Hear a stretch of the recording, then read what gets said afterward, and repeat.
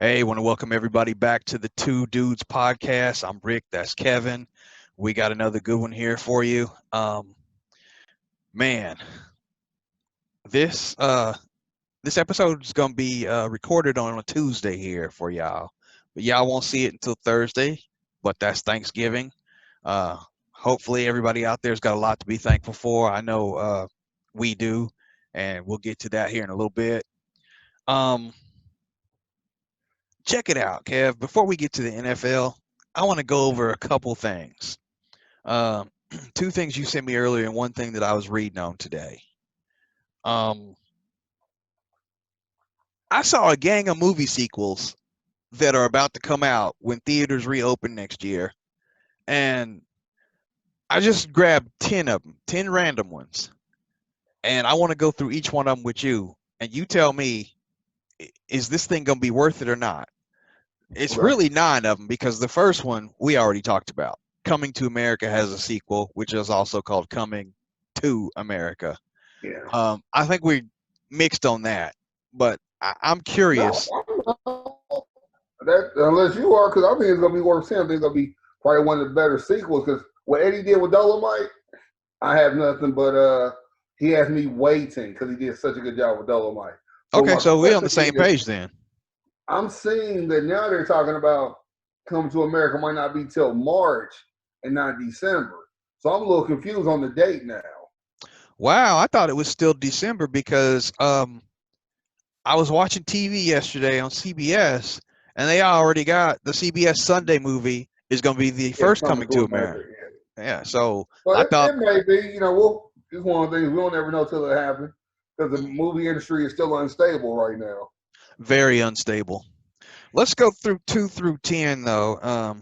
The first one, The Hitman's Wife's Bodyguard. I don't know about you, but I can't wait to see that because the first one was funny as hell. It shouldn't have been a first one. It shouldn't have happened. Sam and Ryan, no, it shouldn't have happened. That movie should have never happened. There should be no sequel. That is time wasted out of my damn life. That The movie sad was part great. about it is I know I'm gonna end up seeing that punk ass movie. Exactly. That movie was great. It was trash. Hey, I went out of 5 popcorn bags, like Sean and them say. That bitch is a -3. Wow. That's kind of harsh there, bro. That's the But truth. if you're going to give any one of them a negative 3, I'm going to give this one a -3. Avatar 2. You Do know we what? I've need never it? seen the first one. I will say this for the first one. It was good, not great. People raved about it simply because it was groundbreaking. It was the first all not digital, not animated, just they inserted visual effects into the live action the whole way through. That's great. But what else can you do with that I didn't want story? to see green people. I didn't want to see green people, so I didn't go. Actually, they were blue, but it still sucked. And it never hit anything that grabbed me. So I was like, I got to see that movie. Now, this next one I seen the previews on before the pandemic came out, so I think it would have came out this year. Top Gun Maverick. Do we need Maverick? I mean, do you expect a 60-year-old Navy pilot captain to be any good? See, Granted, here's the Tom thing. Cruise still look like he's 40, but he's 60. Here's the thing. You can't underestimate Tom Cruise. Because think about Mission Impossible 6, 35, 7, whatever it was. You thought it was going to be trash, ended up being good, and Tom held his own. So in this Top Gun, I'm like Stretch Armstrong. I'm getting pulled in both directions. I'm getting pulled in, fuck it, go see it. Fuck it, go see it. So I don't know. But at the same time, Top Gun was cool. Do we really need a Top Gun 2? We got a part 2 already with Hot Shots part 2. So we already had a part 2. Now, Charlie don't get me Sheen did it. wrong. We didn't need a part 2. Don't get me wrong. I like Top Gun. It's part of my movie collection, and I have the first 6 Mission Impossibles. By the way, side note, I don't think they'll be out next year, but it might be the year after that. Cruise is simultaneously filming 2 Mission Impossibles back to back, so we're about to get more of And I'm those. there for it. I didn't start watching Mission Impossible until I want to say 3 or 4 when at the time Robin Thicke's wife was in it. Mm. Um, Yeah, she was in the 4th one. okay, so I started. Well, no, I started on the third one, but I really got invested in the fourth one. Hey, they were all good. You're right. You can't knock it. And no, I don't underestimate Tom Cruise. I just hope that we don't get overexposure of Tom Cruise. Let's pass that. The next one is Jurassic World Domination. How much more can we do with these dinosaurs? This one, I'm on the fence. I'm curious, but if it never came out, I wouldn't be butthurt about it. Okay, what's next? That told me all I need to know about that then. The next one is Venom 2. Have you seen the first one? I'm tired of Spider-Man. I'm Spider-Man tired was not in it. I'm just saying, I'm just tired of that whole situation. Venom, really, we didn't need, the first one wasn't that good. We didn't need a second one. It wasn't as bad as people made it out to be. It wasn't as Granted, good. we didn't need it. You know what? It can go straight to Netflix. How about that? Straight Well, to Netflix. if these theaters don't open up, it might do that. Next one is Matrix 4. So what, 30 years after the first three? I can honestly say my name is Kevin Manning, and I've only seen half of one Matrix. And that was the first one. And I realized it was some dumb shit, and I stopped watching. I'm good on the Matrix. Okay. Yeah, I'm torn on that movie. Here's one that I absolutely positively probably know I won't see because I had no interest in the first four of them, and I don't know why 20 years later we want a fifth one. Scream 5. I mean, how many more people can we kill? How many more Ghostface killers are out there that aren't part of the Wu-Tang Clan? Wu-Tang forever. I remember I saw Scream 2 when I was in college. It was a big deal. It was like a midnight release. The whole damn campus with line was long. They didn't start showing until 10 o'clock. Me and my homies got there for the 10 o'clock showing, and everybody was just in line to see him. It was crazy. I had never seen nothing like that for a movie. And the movie wasn't bad. I want to say it was Scream 2. Whatever came out like 97, 98, whichever one that was. And then I watched 3 and 4. It was okay. But Scream falls into the whole horror Halloween type shit. Because just like Michael Myers, did we really need another one when they brought him back? When LL actually survived? Did we really? And remember, he got his head cut off in that. Then he had another one after that because Rob Zombie did his version. Man, get the fuck out of here. There's a lot of them we don't need past 2. Really past 1, but they still trying to keep that genre going. It keeps happening. And they trying to actually make a legit scary movie. When they really don't, it keeps falling on deaf ears. It's more comical than anything. That it is. To answer your question, though, I doubt I'll see it. I'll catch it on cable. Yeah, that sounds like me. I'll be channel flipping, and there it'll be. Number 8, Sherlock Holmes 3. I like Robert Downey Jr., but I'm wondering how much more can he do in this role. Maybe he has another one left in him. I don't know. We gonna change this. We gonna change it. Go back to the beginning. You gonna like my answer. Go back to the beginning. I'm changing my answer. Go back to the beginning. Just go back to the beginning. The first movie?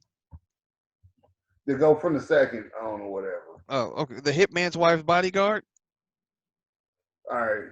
Fire Stick. What's the next movie? Avatar 2. Fire Stick. Next movie. Top Gun, Maverick. All right, I'm torn on that one. I'm torn. I might actually go see that. A Jurassic World Domination. Fire Stick. Venom 2. Fire Stick. The Matrix 4. Not at all. Scream 5. Fire Stick. Sherlock Holmes 3. Not at all. I ain't seen the first 2. I ain't seen the third one. The first 2 were good, especially the first one. If he ain't flying around in the metal suit, I don't want to see him. He's not, so I guess that's a no for that. Now, this next one, it has been like, I want to say close to 40 years since the first one came out. It does not warrant a sequel, and nobody even saw this coming. Dirty Dancing 2. I knew you was about to say that. Well, for one, by now somebody put Baby in the corner, so I've made a sequel. Well, this is like the third version when they had Havana Nights or whatever. It's supposed to be like a part of it or whatever. Yeah. It's one of the things to where you got to ask your wife about that. Ask what white people think. We need to have a what white people think segment because that's some shit that's just strictly for them. They want to see this movie. Niggas ain't lining up to see Dirty Dancing. Well, First they of all, was might, but no, because here's the thing. For us, we know Dirty Dancing is more like twerking. Am I that's wrong? so disrespectful. Dirty Dancing is not twerking. I don't know which one you disrespect more, twerkers or Dirty Dancers. I don't know which one is worse.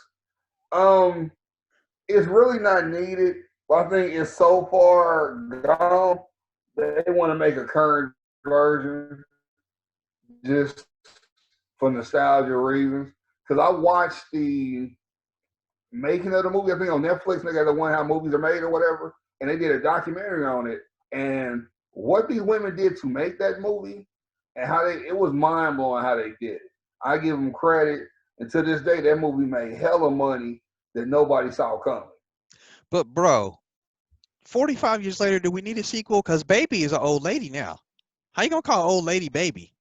And second of all, there's no Patrick Swayze anymore. Yeah, God rest his soul. I'd rather see a Roadhouse sequel than Dirty Dancing. Actually, there have been 2 Roadhouse sequels. Neither one of them had Patrick Swayze in it, though.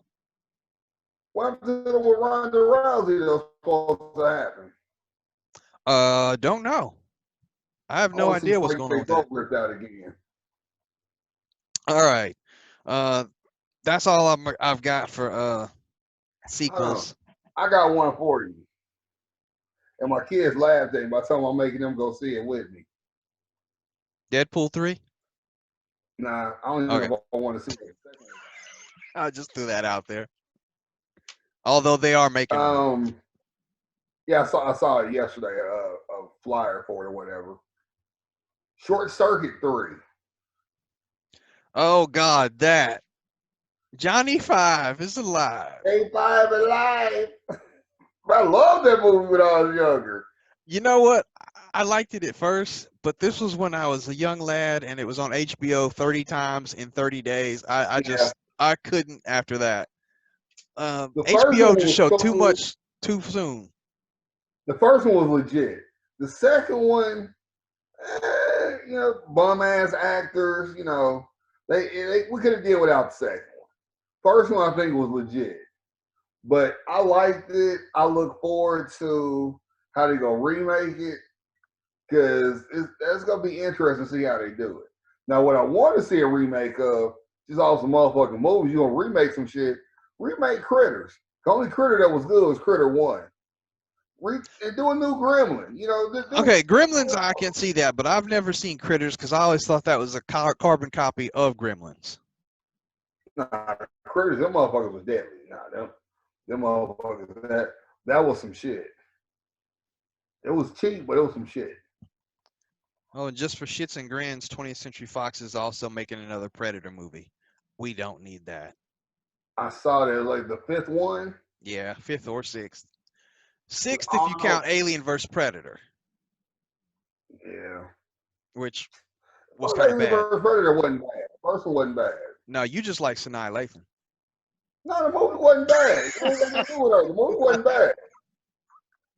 Was she in the second one? I didn't see the second one. No, the second one was the one with Danny. What is his name? Danny, big black dude. He was in the one of the Saw movies too. God, I forget his name.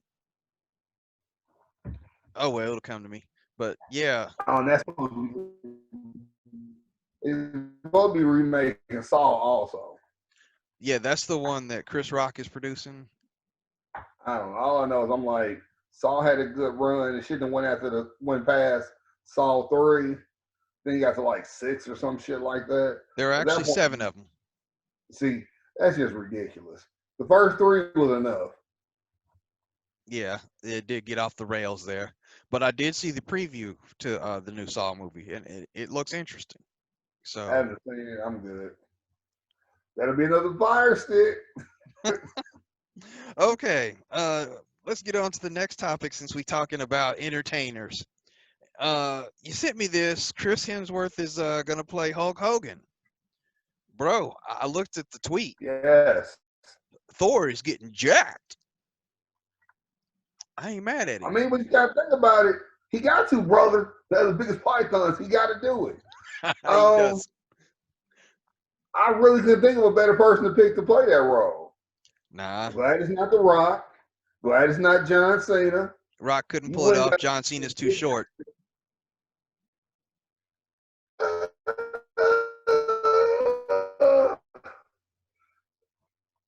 He's not short by much. Camera angles can make that work. But, excuse me. I think you ain't got the right person. But here's my thing. Netflix is doing this. They got a legit producer and everything. So this really could be a good movie. But they talking about the script still ain't done yet. What's the hold up? Hogan, Eric Bischoff. Y'all got EP credit? Get this script roll. Let's make this happen. Because this could be a big movie for Netflix. I think they gave a soft deadline for the script. That way it would give Hemsworth time to get in shape, which is fine because, you know, all these Hollywood actors, you know, no matter how many steroids they take, they still got to put in the work to get that buff. And yeah, I'm going to call him out on that because, you know, when you over 40 and you get jacked like that, you do get some enhancement. Hemsworth ain't over 40, man. Close enough. No, he ain't see that. He been in the game for a while, man. He been in the game for a while. He ain't. Oh, he's probably early 30s at best. Oh, let me look this. Let me look this mess up. Him like that. I ain't typecasting. Think about it. He been an Avenger for damn near what 10 years. So is Robert Downey. You done typecast this. Robert Downey's 50 years old. You're horrible. You are horrible. What are you talking about? I'm horrible. I'm just calling it like I see it, bro. Thor ain't did no drugs, man. That's Thor. What do we got on Hemsworth here? He is 37. So he's closer to 40 than he is to 30, okay? Okay? I don't see him. He's from another country. He respects his body. I don't see him doing drugs like the bums here. Okay. Before I get to my next segment, I'm just going to ask you, natty or not, are they natural or are they chemically enhanced? I'm going to throw out 3 people, and you tell me. We're going to start with The Rock. Natural. He's always in the gym.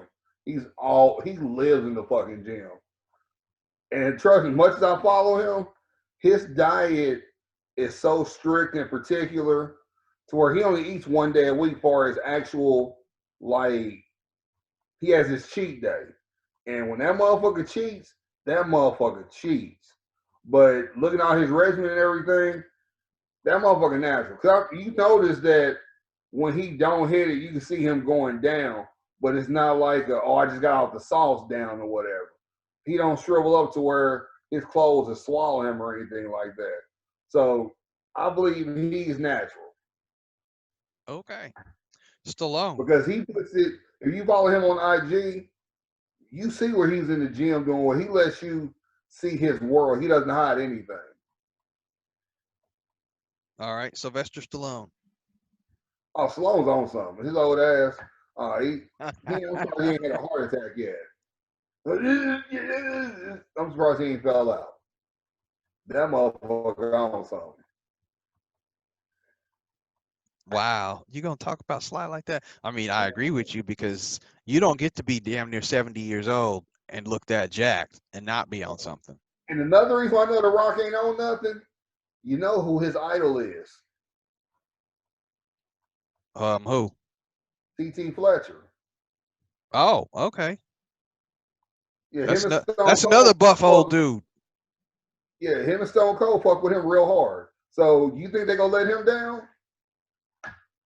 Because they both probably afraid of his ass. I know I am. I got one more for you. Terry Crews. Natural. Because he ain't got no bigger. He stayed the same. He stayed the same size consistently. I tell you don't what, think I've ever seen him where he's been like overly swole. but he's ripped. So Yeah, that's a but good ass it's been diet. consistent. That's either a It good hasn't diet or good been genes. diet. He still works out, but it hasn't been anything strenuous. I think the only time you've seen him rip was I think he probably felt he had to be for them expendable movies. But outside of that, he's been the same size. A Can you lot of other imagine? Can you imagine those expendable movies? They probably got a gym on set, and that's all they're doing between takes is everybody grabs a piece of equipment and just like hits it. outside of Jason Schramm, he don't want to probably like, I ain't lifting shit. True. Him and Jackie Chan, not Jackie Chan, but Jet Li. Jet Li, I said the other Asian. They were like, no, we ain't lifting shit. We'll be over here. But it's like the reason why a lot of these motherfuckers put on that weight and they get so big is they diets be so extreme.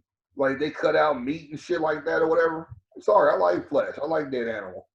I'm getting my motherfucking steak and a burger or whatever. Fuck what y'all talking about. Well, the reason why I asked you that, it seems like every dude that gets jacked for a movie role, they always got the same reply when they ask him, "How'd you get so big so fast?" "Oh, nothing but chicken and broccoli and lots of working out." Okay, those are usually people that are on something. Because if all you ate was chicken and broccoli, you would not be that swole because you do need other nutrients in your body. And a lot of people don't get that. That's the thing now. The money that they have, they can and they do. And with Hemsworth, he's training with Hogan to learn how Hogan got the size that he was. Hogan was on something for a minute. Not gonna say he wasn't. He was, but Hogan had to work out a certain way to show that definition that he had. Yeah. Make it so bad though. His definition was poor because the gym wasn't what it is now. Right. So imagine, because in all for real, let's be truthful about it. If the gym was like it was now back then, Hogan would have been The Rock before The Rock was The Rock. I can For agree his with that. size and everything. I can agree with that. Because he was the biggest in wrestling for a while. That motherfucker just really started slowing down because of his back. He was still hitting the gym hard. All right, so let's jump to another entertainer here. Dave Chappelle. You sent me that today. CBS Viacom has not paid him. So at first he wanted the boycott of Netflix, and then he requested Netflix to just remove his show completely. Yeah, he apparently I haven't found out from YouTube. I didn't see it. It's something called Outlandish or Outstanding or whatever. And he's talking, doing a set, talking to the crowd, and he was like, he called here. They was like, there's nothing they can do about it. He's like, okay, I'm gonna teach them a lesson. And he's like, I want all my fans here, all y'all, stop watching the Chappelle show because I wasn't giving anything for that to be licensed out like that. Because even though he backed out of his contract for the re-up for season 3, season 1 and 2 is a whole separate situation. Mm-hmm. That was under a whole different contract. So he should still get something for that. And Comedy Central, I guess, said, fuck him, and he don't need it because, he getting all this Netflix money. They thought they could slide one under the plate. Because remember, we talked about it. Or I may talk about on the other podcast, but I know I talked about it within 2-3 weeks at least.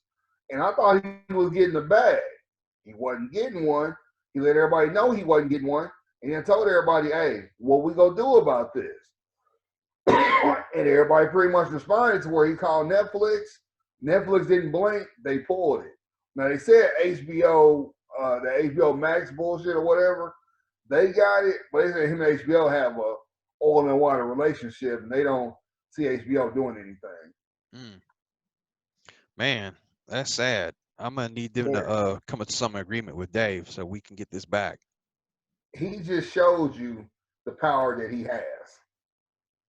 And it goes back to, like, every comedian, I swear, from Kevin Hart to Steve Harvey to D.L. Hewley, the past couple weeks, all have said the same thing, that the only person that could have met with Trump with no backlash, the only person that could do anything with no backlash is Dave Chappelle, because he's not affiliated with anybody. He's not tied to anybody. He's not endorsed by anybody. It's just Dave Chappelle. True. So, excuse me, when you send his show to a streaming site, that's very important to him because since he has no endorsements, that check has that much more of a value. Even though he done made millions on the road, he done made millions off Netflix, that other check has value to where I might not want to work 2021. I got this money to sit on. And what makes it so bad, Comedy Central probably didn't get a lot for it. They probably didn't get paid a lot because hell, they still running on their damn network or whatever. So I can only imagine they probably made it for like 20, 30 mil or something. Because if it was something bigger, you'd have saw an announcement for it. Like when Friends going to Hulu, I think it is, or wherever they're going, you heard instantly that was $100 million deal or whatever. Then you find out about Seinfeld, I think it was, coming to Netflix and how that's replaced. It's like you hear when it's a big deal. So Netflix just wanted to make some money off Chappelle, though they could slide up under the radar because he's at Netflix and figured he'd probably be cool with it. That's where they fucked up. Man. All these streaming services, they try to get under the radar, but they did mess up. All right, I guess we're going to get into the meat and potatoes of this podcast and go to sports. It breaks my heart, makes you happy, I'm sure. There was a football game on Sunday, and I guess we need to talk about that football game, so I'm going to go ahead and get it out the way. Packers-Colts, everybody. Packers-Colts. No, I'm kidding. I can't believe the Packers lost that game. I'm surprised. I'm very surprised, but at the same time, Phillip Rivers is playing. He's a man on a mission. He's showing what he could do if the Chargers would have gave him what he needed. Because let's be truthful.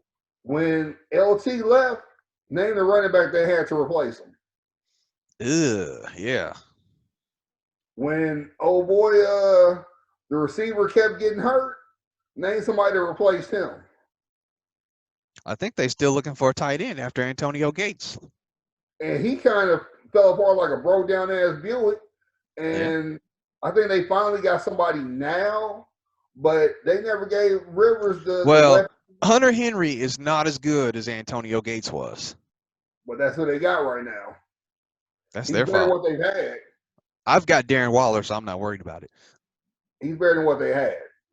So check it out, though. While you're on the subject of the Packers-Colts, I heard that MVS, Marquez Valdez-Scantling, got death threats after he fumbled that ball in overtime. As he should. Wow, I was going to ask you because you think as a fan there should be death threats? Come on now, we both know that makes no sense. That's ignorant as fuck. But that's just how people respond to shit. You know, for these people, they act like this is their life. This is the end all be all. It's not. But at the same time, sports, we're emotionally tied to it. Sports make the world go round. Think about all that disaster shit that's happened. The disaster shit that's happened this year. What's the first thing they said? We need sports so we can feel like we're back to normal. We're emotionally tied. When the Royals won, I cried like a bitch because they won at 85. I was only 7. I couldn't appreciate that. I cried. I thought about my dad. We had just buried him. My grandfather, 2 huge Royals fans, wasn't there to see it. Emotionally tied. When the Chiefs won last year, I didn't get to shed a tear because I was over a friend's house. But at the same time, they was right here. They was ready to come out. And I was like, no, we ain't doing it in front of people. We ain't doing that in front of people. I feel you because my dad was a big Chiefs fan, and he wasn't around to see them win this one. So it's just like we're emotionally tied to sports. And you seen it with the parade. The Royals parade, 800,000 people. The Chiefs parade, 1.2, 1.5 mil or whatever. And you see how cold it was that day for the Chiefs parade. Yeah. People said, fuck it, we out here. Falling from trees. Man, falling off trees, running into poles. Mahomes, that was funny as fuck on that one. But, you know, it's just, we're emotionally tied to sports to where we're going to get belligerent on some things, even though we shouldn't. And it's funny, though. It's funny that you bring that up because, you know, I take it for granted because I've seen my team win all 3 of their championships. You know, you say as much as you want to about how the Raiders have been the last 15 to 20 years. I have seen all 3 of their Yeah, championships. And I'm and just that's now realizing that you've only seen your team win 1. That's amazing. I'm yeah. gonna need them to go ahead and win another championship this It's year like so that I've been, you like I know. said, I've been here for my 42 years. I've been here for 3 championships, but 85 don't count because I was 7. Saw the Royals in 2015, and I saw the Chiefs last year. I don't think I'm ever going to see the Knicks win one. So that's just kind of going to be an honorable mention that they won one 2 years before I was born, I think is what it was. So Well, it's if history repeats itself, you're gonna be in your 90s when the Chiefs win the 3rd one. history ain't repeating itself, you jackass. You know that. But you are lucky to have seen 5 those championships, stories 2 in from Oakland. I mean, 3 from Oakland and 2 from the Royals. and then you got to count you a Bulls fan. You got to see those 6. Oh So you yeah, really are overachieving compared to most. For I'm all you, winning. I'm winning. You're right. But but that's why a lot of people nowadays, which I just think it personally sucks. That's why a lot of people now be on that bullshit of I'm a fan of the player, not the team. Because like my little brother, he loves LeBron. So he celebrated LeBron in Cleveland. He celebrated LeBron in Miami. He celebrated LeBron back in Cleveland. He celebrated LeBron in LA. So in his eyes, he's seen hella championships because he follows the player, not the team.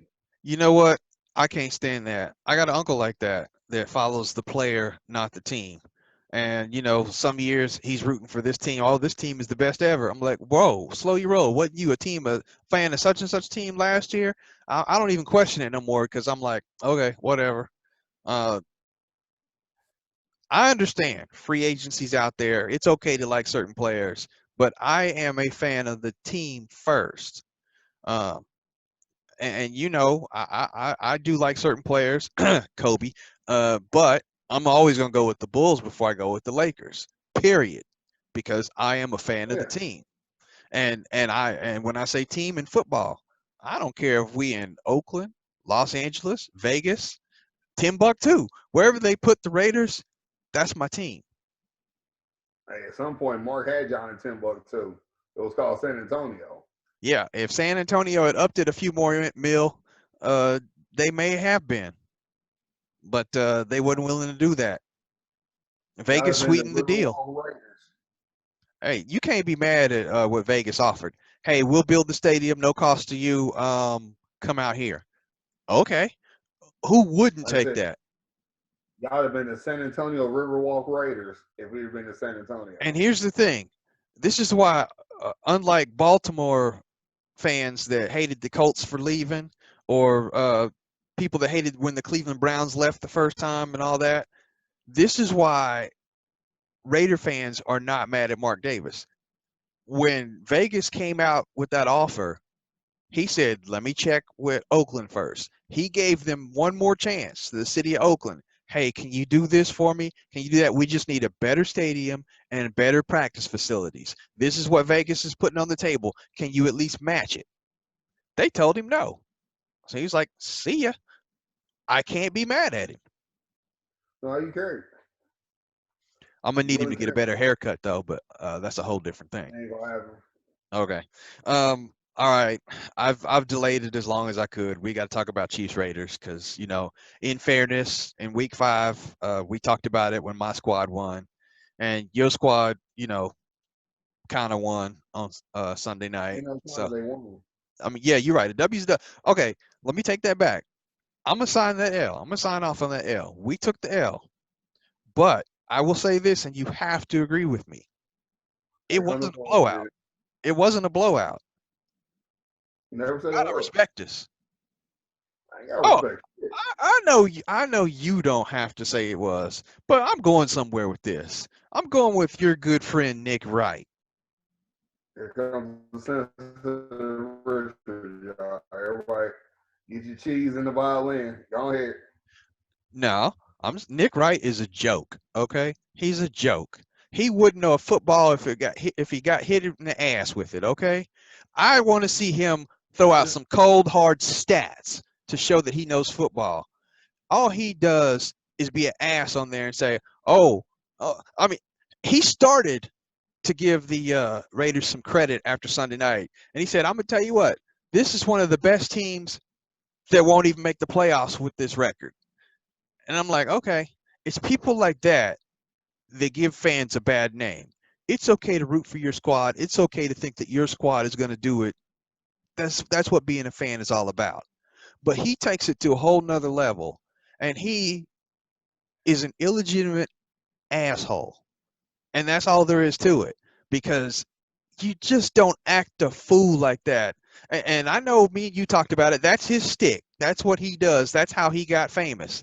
That's not going to last. What's going to happen when he has to put out real stats? And we all know football.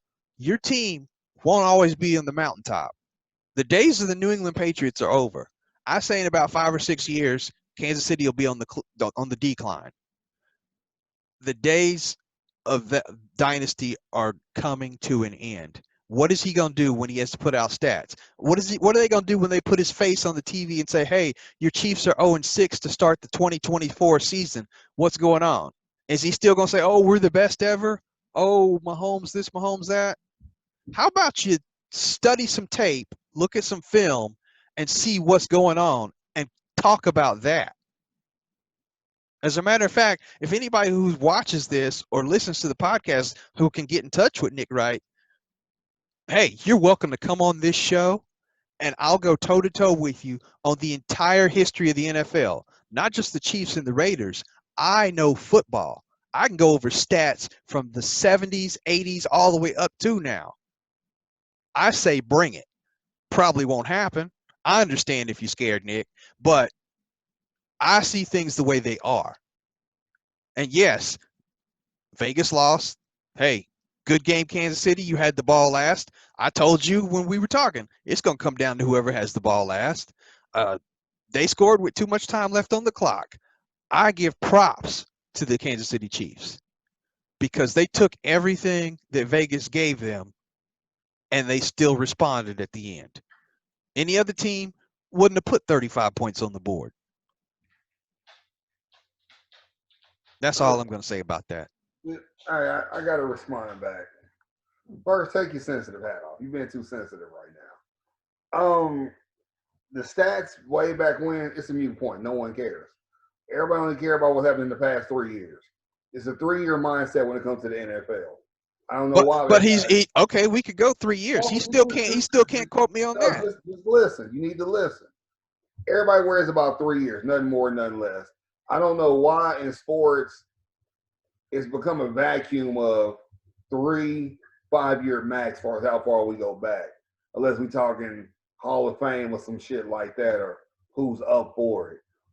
As far as Nick, like I told you today, everybody has a show, somebody has a stick to it. He is no different than when me, you, Jerome, and Sean would joke around. It's just he's on a bigger platform. Watch the show in its entirety, and you'll see he's not like that all the time. He just fucks with who's on the show with him, because all of them are like Brandon Marshall. I think he supports the Jets more than anything. And he's like, you would think he'd be more of a Denver, Chicago, or Miami fan. That's where he put up his most numbers, but he supports the Jets. That makes no damn sense. Then the other guy, I think but it does if you know football. He's still got a lot of people on that staff and on those rosters on that team. But if you're looking at what you did as a player, you know what I'm saying? But at the same time, he ended up being a journeyman that he shouldn't have been one, but they thought he was a head case. You know, the thing with Nick, he's going to do it because he gets to rise out of people like you. And he knows that. So all you're doing is feeding into the dumb shit. It's really what he's saying really is nothing. He just been a homer like Skip. When Skip loved Kawhi Leonard. Loved him when the Spurs won their last championship. When Kawhi went to the Raptors, he wouldn't say his name. But when he left the Raptors and went to the Clippers, he could say his name again. Because he was going up against LeBron, who you know Shannon loves. So it's all a game, and you gotta let that shit go, because it means nothing. Nick is just doing what he's supposed to do. And when the Chiefs are sad, he's gonna call it out. But at the same time, he's going to give you this. If they do this, they'll be better. All of them do that. That's what they all do. Yeah, but it's not like I just seen that one clip that we discussed with Nick. Yeah. This goes back to when he was on radio in Kansas City, okay? He's always been like that. Megatron was on All the Smoke. And Matt Barnes and Steven Jackson both was like, man, they just would have left you lead Detroit. There's no telling what you could have did. What does that have to do with the interview now? You know, that it doesn't matter. And also, I want to say on that, I didn't realize until Megatron said it, his body had fell apart on him. He was like he was barely getting around. I never realized that. I thought he just pulled the trigger and was like, fuck it, I'm out. It's funny that you mentioned Megatron because one more thing that you sent me today, I was like, wow, the Hall of Fame list had a lot of people on it. I wasn't done with the Raider Chief game yet. See how you try to just okay. I'm sorry, Nick. Go ahead. When a team lose, you see what they do. Okay, now I told you after the first game, y'all barely beat us. Once Mahomes and Andy stopped doing whatever the fuck they was doing. Okay, stop right there. We barely beat you. Are you sure? So that means you barely beat us. Okay, I'm just making sure we on that page then. We on that page. Okay. But I'm just saying though, y'all was up. We spotted y'all 14. We only lost about 7? And we had put up 21 on y'all quick. If we had another 2-3 minutes, we would have tied that game went to overtime, or we would have won that game. We was on the comeback, and y'all couldn't stop us. What do I always say about that? Woulda, coulda, shoulda. If Grandma had balls, she'd be Grandpa. Okay. Yeah, whatever. If we had 2 more minutes, we would have scored again in this last game. So I doubt that. You couldn't stop us. Neither team could stop the other. You know that. We had stops in there. Y'all had stops. I doubt that y'all would have scored again because and this is why I say this. Yeah, Carr's playing better. He's starting to throw the ball more, but Carr can't play in pressure yet. He hasn't learned that yet. You know that's something you got to learn. Because real talk, y'all still had decent amount of time to go down the field. He knew he threw a horrible pass. When they showed him, he did like this. He has learned that Gruden has that was a play that Gruden called. That's why he did that on the way back to the sideline. He hasn't learned how to play in pressure. But let's not make Carr seem like he's just utter trash because if you look at the numbers, I didn't say it was trash though. What I'm saying is you have to learn different aspects of the game. Since Carr been with the Raiders, there hasn't been a big we making a playoff run, this, that, and the third. It's been you play, he got hurt, you play. Now that y'all have a good, well-rounded team, he has to learn that 2-minute play, that pressure. He could have did more in that drive in that 38 seconds than what he did, but he doesn't know it. He got the pressing. Hell, I could have seen the safety overhead in the corner. Daniels, as I call him, pretty boy Dan, he literally just, walked up and said, let me go and jump to make this look good. Interception. Because he was pressing. He hasn't learned how to play with his back against the wall to where he has to make that play. I'm not knocking him. I'm saying what he has to learn.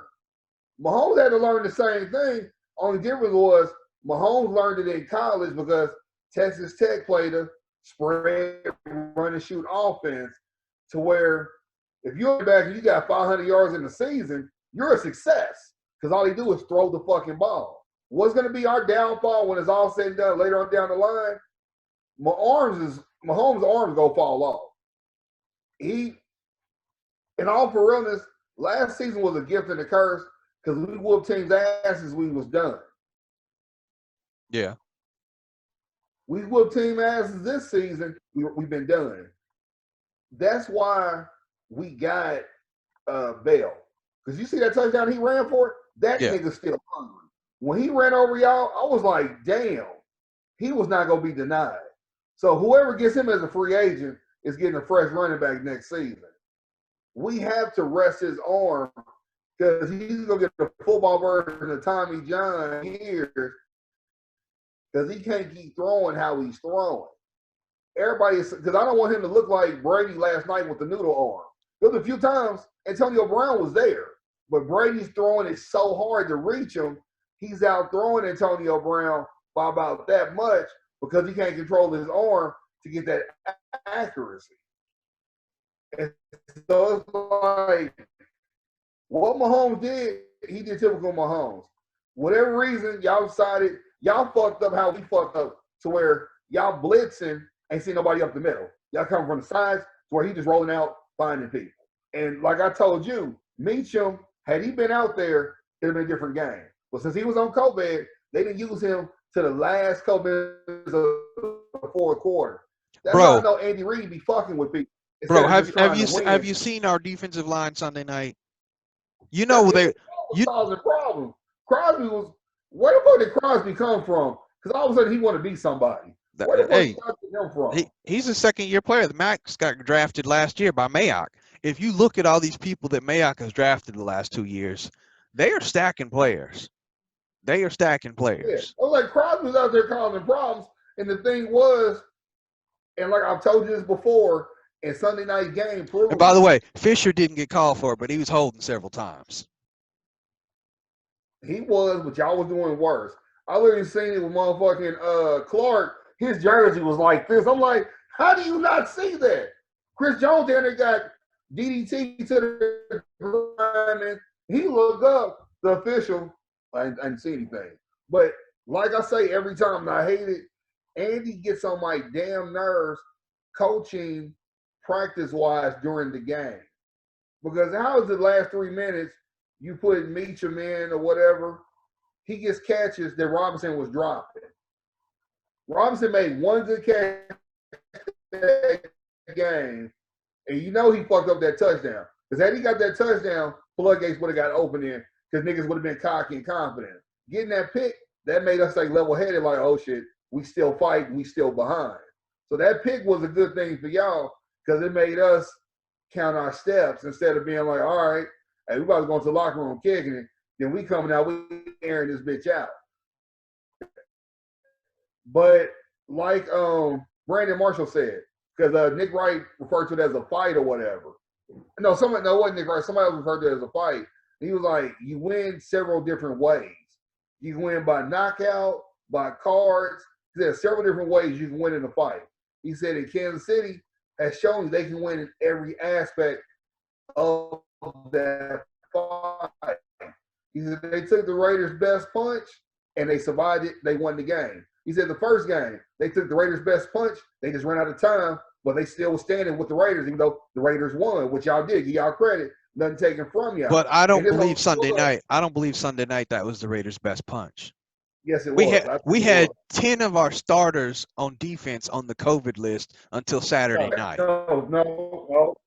7 of them got put back back on y'all roster. Yeah, Saturday night. So all they could do was the walkthrough. They could not practice because they lost the whole week. It don't matter. If you can play, you can play. I want to say if John felt they couldn't play, they wouldn't have been out there. So that you're a professional. You don't get no pass on that. If you ain't on the field, you better be studying your damn book. I'll give you that. So I can't give him a pass on that. That's why that's no reason why Andy held old boy to the fourth quarter. He gave him a little kick off here and there. But I'm like, if you don't feel you ready, you ain't gonna be out there. I think Gruden's the same way. But also remember, we don't have all our starters on the offensive line either. Yeah, neither do we. We ain't had our offensive line since last season. We haven't had our offensive line at all this season. Oh, well, then we even because remember what I told you last time. Our starting offensive line has only played 6 snaps together.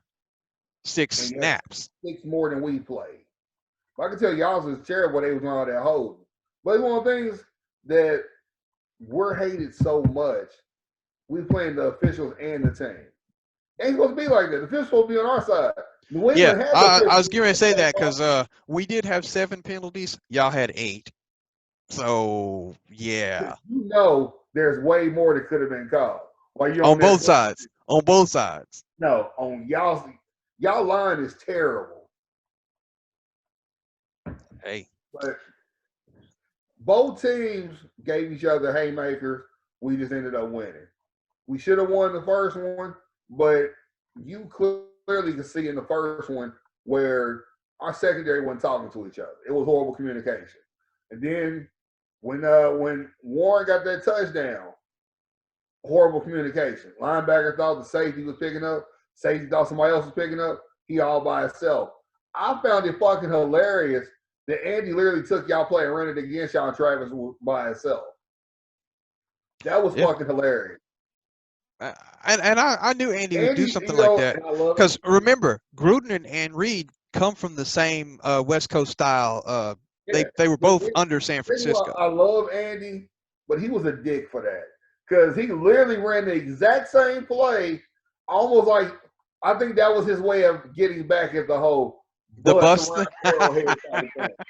because it's not like Mahomes was like, oh, that play was for Tyreek. The corner was on Tyreek. That play wasn't for Tyreek. That was Andy. He knew with Kelsey being here, a receiver behind him, whatever reason, y'all was going to let Kelsey go, think somebody's going to be there, and 4 people condensed on, I think, Robinson. The way he had been dropping shit all game, that's the last motherfucker I would have condensed down on. And Travis made it look a little bit more what it needed to be, throwing his hands out like that. Motherfucker, you was standing there for about 2-3 seconds before the ball came. You still had time. So it's just, with it being Kansas City, Oakland, it's always going to be a soap opera. It's always going to be more than what it needs to be. But it's good to see that the rivalry is back to what it needs to be. Yeah. And I'll just say this as we close off on this rivalry. Game 1, QBRs. If we could get Denver to get back up to fold, that would make it better. Nah, fuck Denver. QBR for Mahomes was 77 in game 1, and it was 90 for Carr in game 1.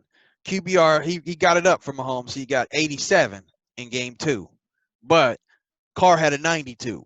So even though we lost Sunday, Carr is not a slouch, and I'm gonna need people to get up off of him.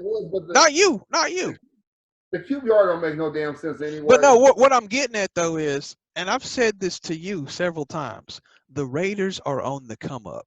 Gruden has built that team for one specific purpose and one purpose only: to stop Kansas City.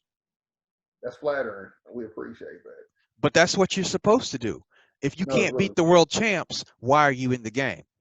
You build your team to win.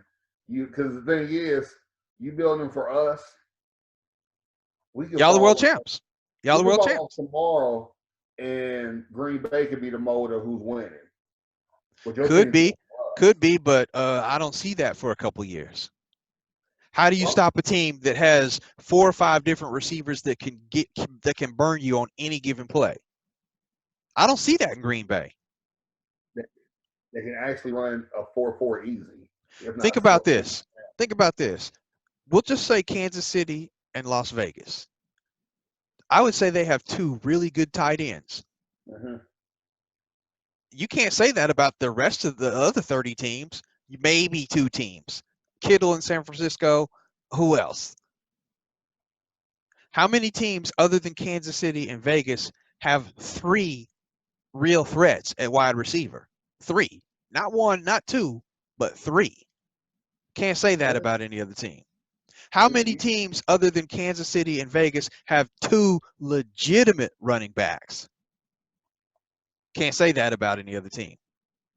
And that's one thing that Brandon Marshall said that he said was a bad thing, is that the Raider game showed the league that my phone is tripping. Hold on. It showed the league that Kansas City can ground and pound with Clyde Hillel, Bel Air nigga. We can ground and pound long drives in that game. It's like I said, Andy had a point to prove, and he wouldn't get off that point. And by the way, that's where I was going to go with it when you mentioned Andy beat us at our own game. That's Vegas's game right there. A long, sustainable drive. Because no team. Y'all got out of that, though. Because y'all running back only had 17 carries for 55 yards. So our run defense did what it needed to do, and y'all got away from it. Yeah. If Y'all we should could, just if we win could it. have held on to it for a little bit longer, we could have, milked some more of that clock. But But it didn't work. the thing is, no one is like the Titans. The Titans will get a ball to a boy 20, 25 times. Most teams in the NFL, they stopping at 15. Oh, get somebody else in there, or we need to air it out. Because if y'all just kept running, because we still got a lot of people on the D line that's hurt. That's another thing that people ain't realizing, because they made the comment that between Frank Clark and Chris Jones, the sacks ain't equaling the money they got spent, which is true. But Taco Charlton is still out hurt. He ain't there. He's recovering from a dinner ankle fracture or some shit. Mm-hmm. Nobody on the other side has stepped up yet. So it's like it's easy to know if you got to ship your line here and here, because them other two, you ain't expecting nothing from them. And it's like we kept getting this close to Carr.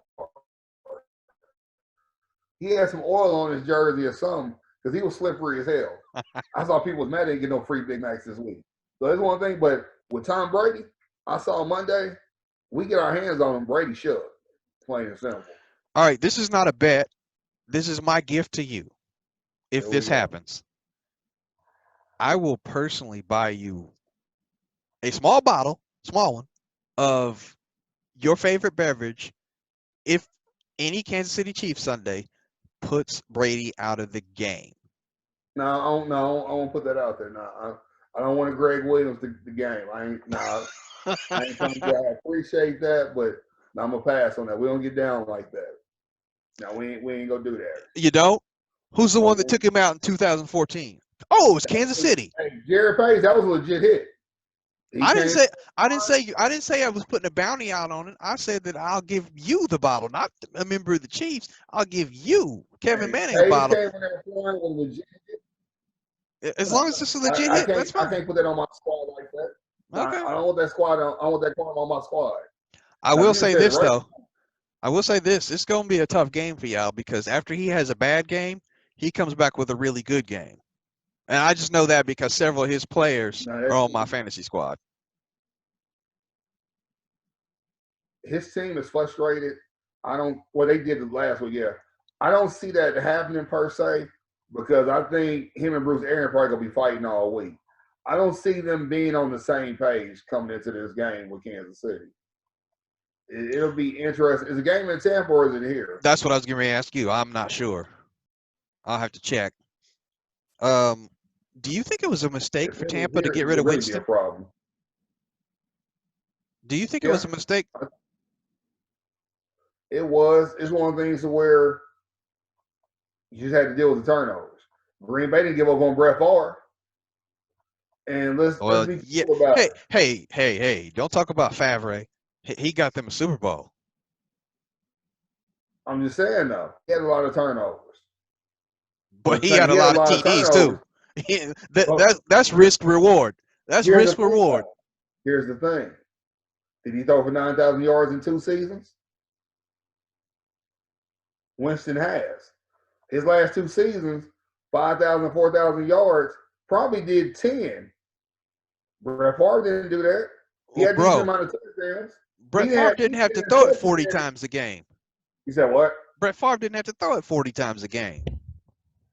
That's the thing. Get him you just got Fournette. You just got him a legit running back. He ain't there for it. Since Winston been in the league, he ain't had no running back.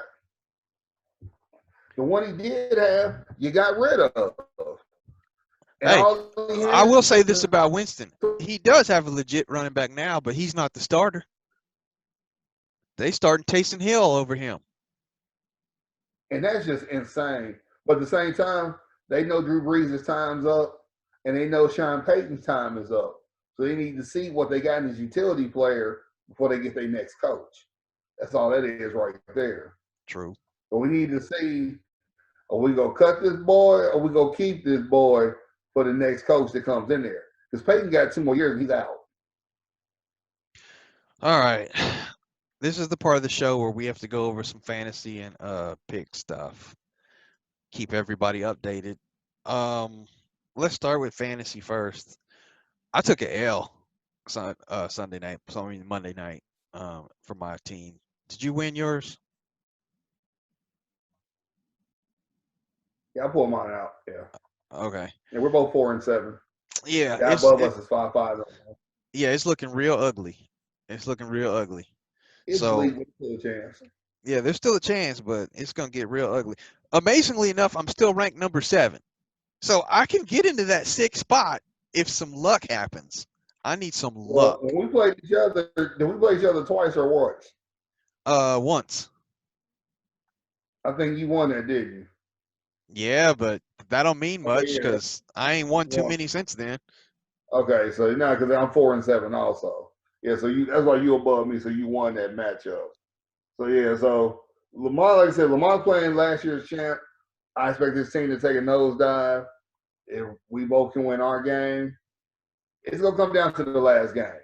I hope so. I hope so. Saving him right now. Yes, it is. Just like it And like I saved said, Tony. 2 through 4 is a game behind the first seed. So it's like ain't nothing gonna be determined to the last game of the season. Unless me and you tank these next 2 weeks. I ain't talking like that. I'm just saying. My squad coming to play. That's what I feel about my team, but you Only tank never I know know. is a tank 7. I ain't All right, like so the only tank I know is a tank 7, and I'm let's talk about the Picks League. Something strange happened this week that has not happened. 2 things actually have not happened this year that have happened. One, I fell back to the 9th spot. I've never been that low.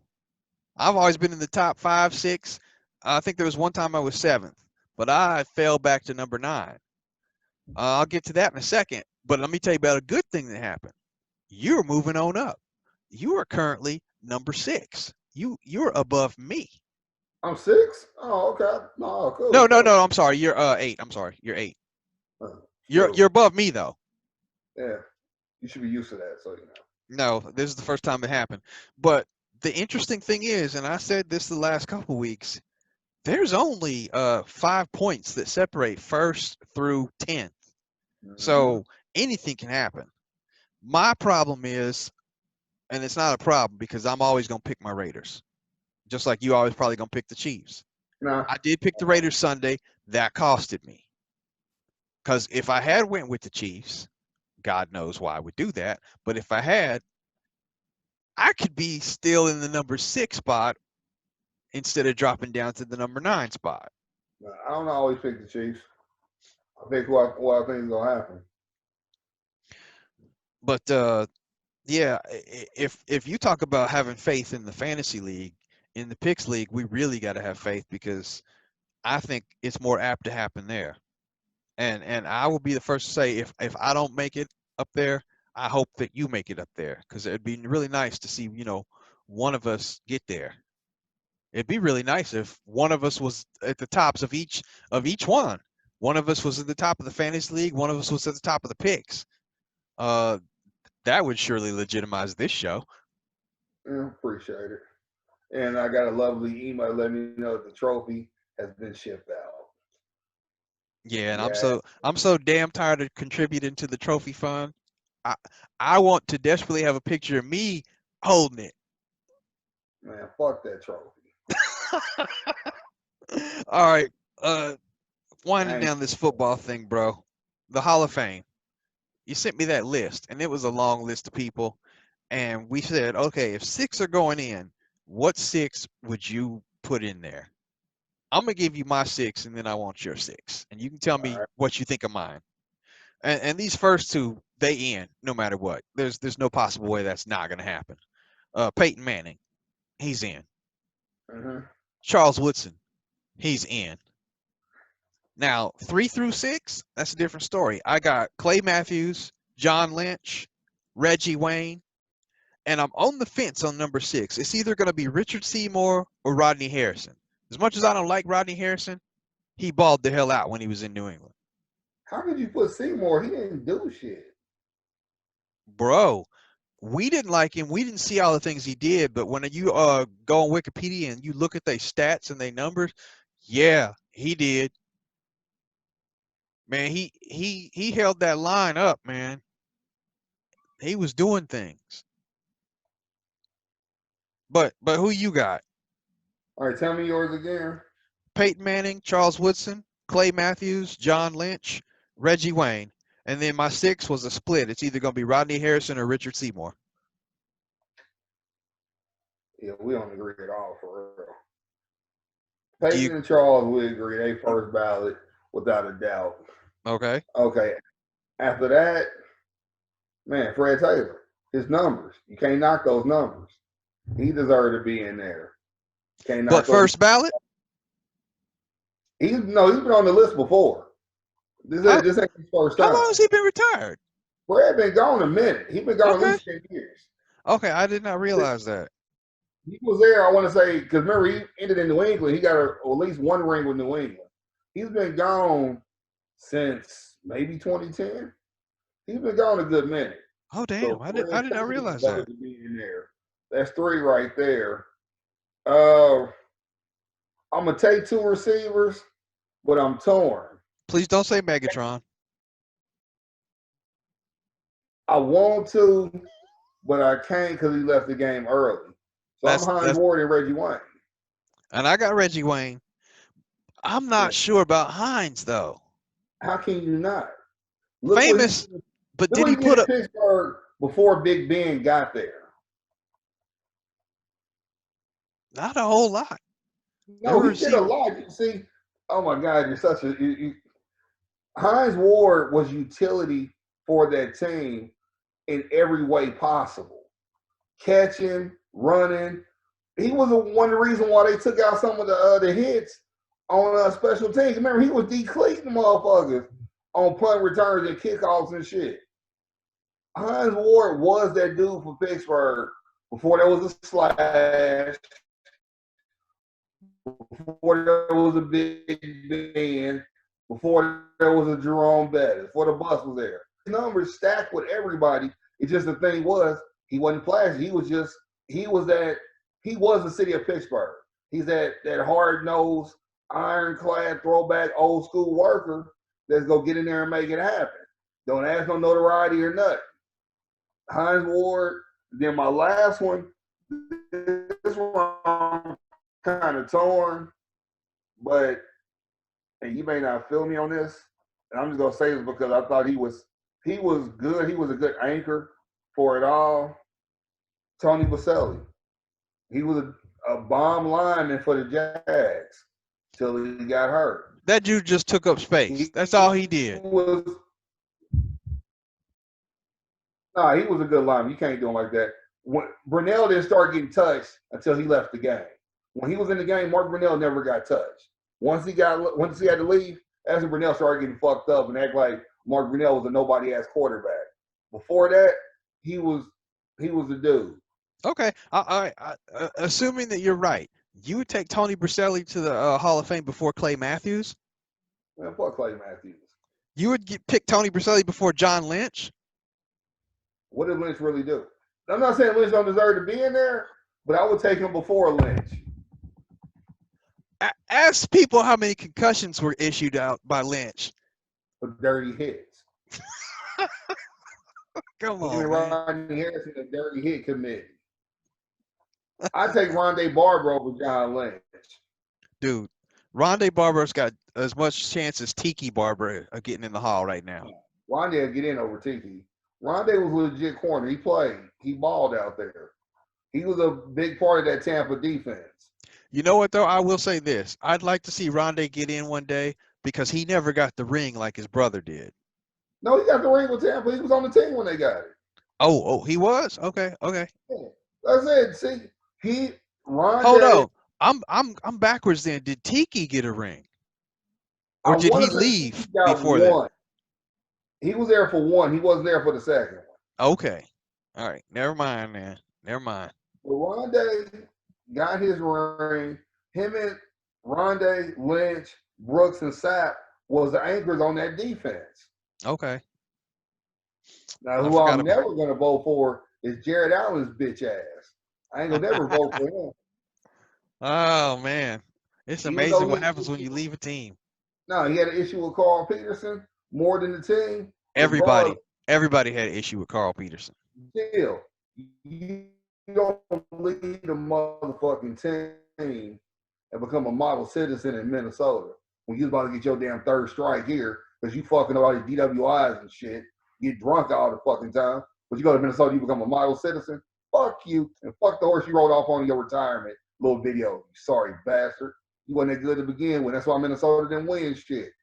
Because your punk ass. Nah, Minnesota didn't win shit because the Saints put a bounty on Brett Favre, and you know that.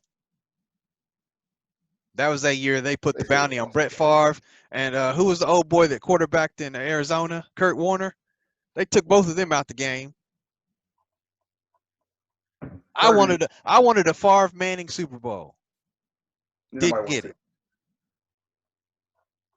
Nobody wanted to see that. You know how many points would have been up there on that board? Nobody want to see that. You'd rather see a Breeze Manning Super Bowl? Damn right.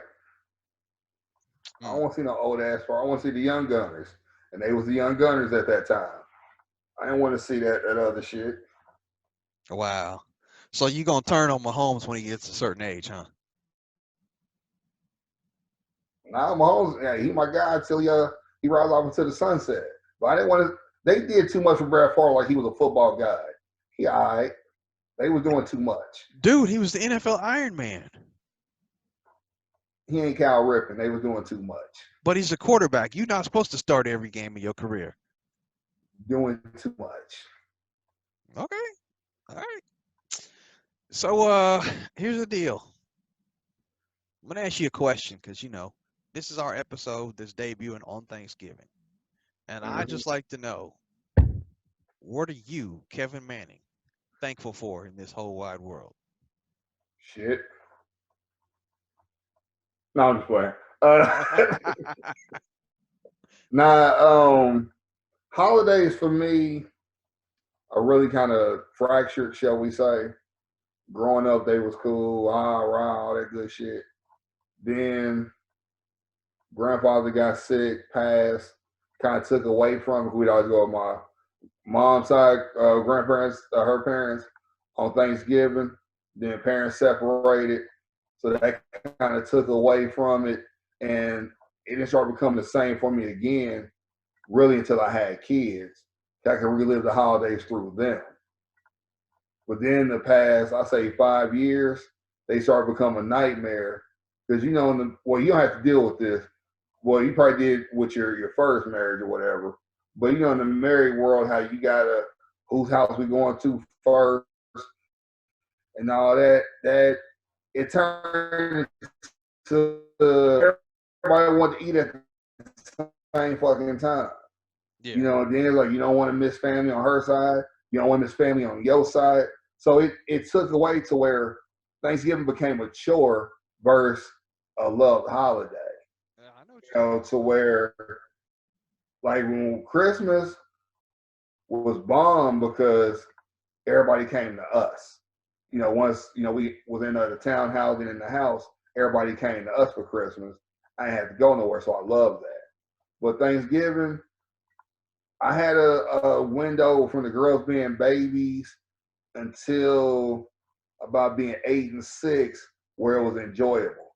After that, when they became 9 and 7,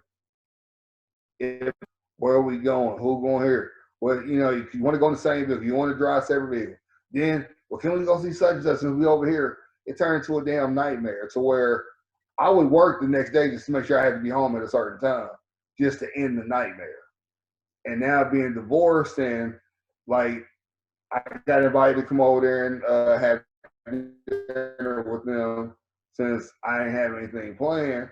I'll go and do that, but it'll be on a time clock because they're going somewhere else. So it's just like Thanksgiving for me is dinner just another day. Maybe when the year comes, I have the girls with me, it may become something more than that. But I'll tell you back. When I had them the first year of the separation, I had them. And my brother came to town. She came over for a minute, but she didn't want to stay when she could have. And it was just nothing but love. It was just fun. But Outside of that, it's like a chore for me. I really don't even care for it. So But I'm basically, what you're thankful. saying is you thankful that you ain't got to deal with that no more. I'm thankful I ain't got to deal with it. But at the same time, I'm thankful that I could easily have a War of Roses situation with my child's mother, with my kid's mom, and I don't. We kind of got a sometime oil and water one-sided situation, shall we say? But it could be way different to where I can get told I can't see my kids on the holiday, and I'm glad I don't have that. So I'm thankful that I don't have to deal with that. Good, good. I mean, my list is pretty short. I mean, but it's also pretty Hey, you cliche. sound low for some reason. Oh, hold on. Can you hear me now? You real low. That's weird because I don't think I unplugged anything. Let me turn this up, see if that helps. That better? Yeah, that's better. Okay. Uh, my list is short, but it's pretty cliche. I I'm obviously thankful that I got a roof over my heads and everybody's doing good. I'm thankful for, my health situation. You and I have talked about it. I'm thankful Yeah. that, it has not become serious yet. So, I'm still working on that. And shoot, I'm just thankful every day that I wake up that I can see another day. Um, I feel like I've still got way more to do in life and a long way to go. So I want to get there. I don't know where there is yet, but I just want to keep on keeping on every day. Um, and I'm thankful for, everybody in my family. I don't get to see them as often as I should or could because of where I live and all the other circumstances, especially with the COVID going on right now. Hopefully that'll change soon. But I'm thankful that they are all happy and healthy, and hopefully that continues for a good long time. And last but not least, I am thankful that even though we lost Sunday, the Raiders are still good again because everybody knows when the Raiders are good, the NFL is good. That's a lie. That ain't a lie because you said it yourself during this show that you were hoping that the AFC West would lock it on down and become competitive again. Yeah, I want a competitor. I mean, you better be good. Hell, you shouldn't get your ass whooped and have a losing record. Yeah, Ask well, we've lost a few games, but we ain't got our ass whooped in any of them. depending on how you look at it. I just look forward to the day when you wear red and gold and you finally realize who you are as a person. I look If I forward to if I'm wearing red and gold, I probably got some drool coming down, and I'm staring off into space like I'm on something. hey, whatever it takes. All right, we getting ready to close this thing on down. You got anything before you get on up out of here? Nah, not really. I'm hoping everybody have a good holiday. I hope you, however many houses you go to, I hope you don't go to a lot of houses. I wish everybody would just stay the fuck home, practice social distance shit. But if you do have to fucking leave, hope they got what you want. Nothing worse than going to a house and you be like, so this what y'all serving? You be like, what you want? Y'all got some cornbread? You got some rolls? I've been to many houses where I've just ate like bread and macaroni and be like, how many such, Nothing worse, you gotta go to different houses to piece together a meal. That just fucking sucks. Um, you my guy, you my big bro. Hopefully you guys have a nice festive Thanksgiving. Are you guys doing anything in particular? No, man, I'm looking forward to a nice 4-day weekend away from work, and we don't have any plans. And to me, right about now, that's the best kind of plans. It's They're not cold going. outside, huh? They're not going to her people's house. We might, but that's just one day out of the 4, and if we do, that's just for a few hours. I'm I, I'm just real good with just sitting here and doing absolutely nothing for 4 days. It'll give me a chance to get some stuff together because real quick announcement, I finally got my second podcast ready, the Entertainment World with Richard Kearney, and I'm going to be talking about movies, music, TV, all that, and I got some goodies that I'm gonna be starting off with. The first show will be December 2nd.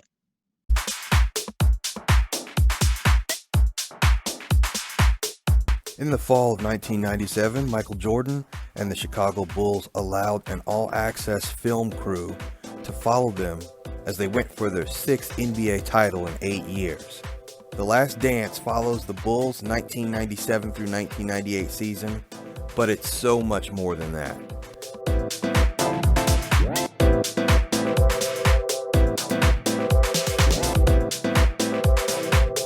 This miniseries was groundbreaking.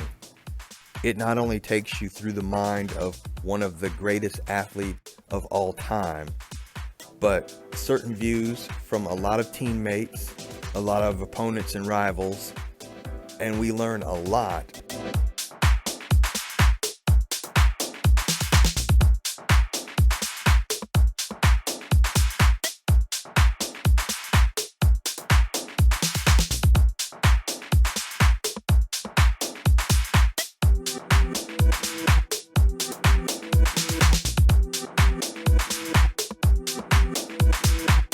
This is one of the greatest sports documentaries around. And once I got wind that it was out on Blu-ray, I had to have it and add it to the collection. And it's more than just a 10-part docuseries. There's 4 hours of bonus footage and features. You're going to love it.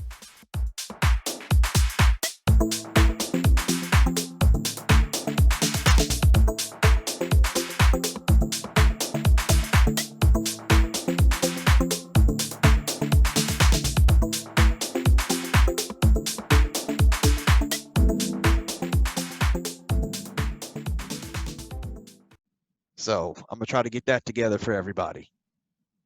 I look forward to that. I do what I can for the team. I mean, you let me know if you ever need me to come on there and set you straight. You know, if I got time.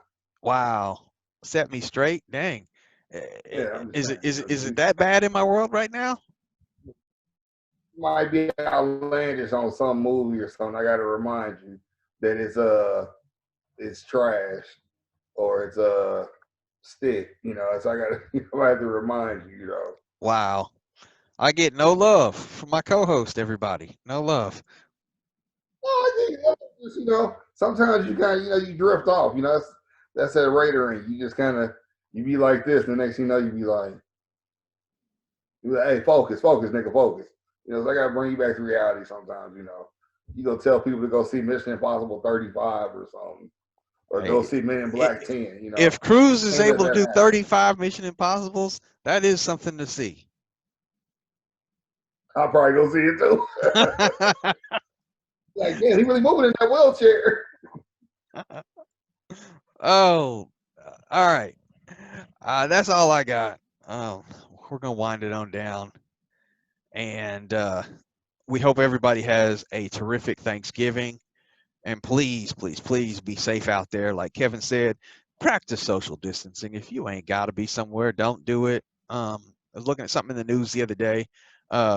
15 people from, I think, a wedding or some kind of family get together all got COVID.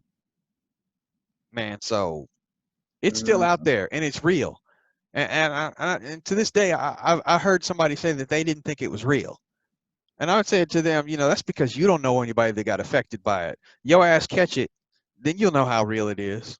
But I digress. Some people are still stupid. This was somebody that's still butthurt because of the election, but I'm not even going there today. You gotta love it. All right, everybody. We will see you again next week. Don't forget, if you're watching this on YouTube, like, share, and subscribe. And if you are listening to the podcast, put us in there, subscribe to that so that you get it. We here every week. We ain't going nowhere. We like a bad rash. We ain't going nowhere. Kevin, another good one. Take us on home. All right, everybody. I don't need to say what, you know, for the home. Y'all already know. You know, just know we got a new home in Vegas also. We got 2 locations. So we kicking ass in 2 spots. On that note, you guys have a good Thanksgiving. Wait, what's the other spot? Because it ain't Arrowhead, because that means Arrowhead is Vegas East. No. One win don't give y'all the right We've been on y'all. We haven't lost to y'all in your home. In one game, we're just now the Vegas Raiders. This is the first year. You've been the Raiders for how long? We whooped your ass how many times? See, I love how they forgot about that. Carr ain't talking about, well, I guess I still got work at beating them at home. Yes, the fuck you do. So, hey, like I said, from the pictures, the videos I saw, we was deep in Vegas. We made Vegas the home of the Chiefs, just like it's the Man, home of the Chiefs in KC. Loved it. Loved to see it. I'm going to put it to you like this. When we go for that three-peat, the next bet me and Richard make, he going to have to wear a Chiefs jersey for an episode when we go for that three-peat. woo, the stakes are high, everybody. Hey, I know one thing's for damn sure. When this COVID thing is over and I'm able to come back to Kansas City, I'm renting a bus so I can take a victory lap around your driveway. That's why he ain't shit. When he ain't gonna get that bottle, he might get a 5-pack. Bro, we only 5 games away from that bottle. And what did you tell me last time? When y'all was 6-4, the floor came out from under y'all. You know you shaking every damn week. See, while he trying to talk all tough, he riding like a little bitch in a cage right now. But like I said, if the Chiefs do what they supposed to do and we win another chip, come next season out the gate, the bets go be loser got to wear the winner's jersey on the following podcast of the Super Bowl. No ifs, ands, or buts about it. That's what's going to fucking go down. And if I got to wear anything Raiders, I'm going to have a rash and bring COVID back just to let you motherfuckers know. I don't have anything to say to that, so I'm just going to gesture here. This is for you, Kev, but I might consider taking that bet. Anyway, everybody. Mike, that's taken. You can't not take that. That's taken. The season is not here yet. We might not want to do that next year. If Mahomes gets his back broken, you don't have him anymore. You might reconsider taking that bet. So I'll wait till the beginning of the season. See, I got faith in my squad. I ain't worried about that. Oh, okay. All right, hey, you know what? You say scary over there. I understand. Because Chucky batteries might rust in his back and y'all ain't got no help. I get it. Well, I mean, if you want to put it that way, we might play each other again this year. And y'all gonna lose. Oh, okay. Not at Vegas West. I mean East. You ain't got a Vegas East. What you gonna be at the Isle of Capri? Like I said, y'all gotta win multiple games at Arrowhead to own Arrowhead. Y'all ain't winning multiple shit. Y'all ain't won multiple games in Vegas yet either. Yes, you beat the Raiders multiple times. Yes. But not in the desert. We was like, nice new digs for this raggedy ass Airbnb. Not bad. We just glad y'all was somewhere where water wasn't leaking. That's all. Horrible. Horrible. Well, I'm Richard Kearney, and for Nick Wright, Kevin Manning, y'all stay positive, stay blessed, and we will see you again next week. I don't know, man. His credit might be jacked. Hey, well, definitely don't holler at your boy or yell. Good night, everybody.